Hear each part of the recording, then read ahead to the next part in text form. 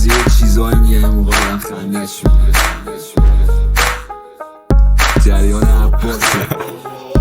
ببین زندگی شیرینه ولی نمون بس، سر و تش به ما کلیده ولی نبون بس، حرفمو میگیری اگه نجوم بنون لبات مثل که پینیسیلین نخورده. نه یکی که همش دورده بس که تشنه آب داده نفس بریده. من با خودم قهرم و جیلشگر چیه، مثل پول که با قشرهای کم جرخیده. من خودم هم خودم یه کوه بردانی مشکل جویده بورتش داریم. حالا زنده یادو کی میگه بعد از هم تو که من علی رو جردم. ببین عباس تیکه ننداز، ببین عباس تیکه ننداز، لفظاتو خالی کن روی سر کسی دیگه و جوابا جونی رو ننداز. ببین عباس تیکه ننداز، ببین عباس تیکه ننداز، لفظاتو خالی کن روی سر کسی دیگه و جوابا جونی رو ننداز. سلمونی نرو با ما بد باش، فقط میزنیم کلتو باشی حتی کچل. فرق وسط فرق بغل، قرمز مده میکنیم رنگم عوض. حرف زدن هم بس مرهم مریض، تو اروپا به میگن دست مسیح. بس دلیل با ما بعضیم باش که هستی با خلق زمین. بالای ما میخوریم پلوتون سیر، میشیم و لیس میزنیم کهکشانو میخوریم شیر.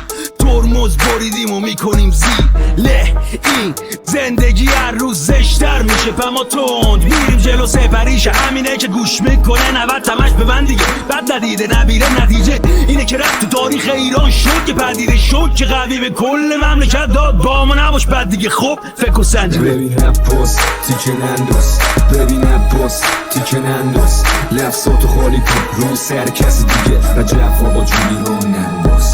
ببین عباس تیکه ننداز، ببین عباس تیکه ننداز، لفظاتو خالی کن روی سر کسی دیگه و جوابا جونی رو ننداز. کاراکتر اصلی اول تا آخر داستانت منم، کارات شنیده شدن تنها دلیل واستابت منم. تو هیچی نداری بگی سوژه کاغذ آچارت منم. تو مهره نیستی اگه باشی بازم آچارت منم.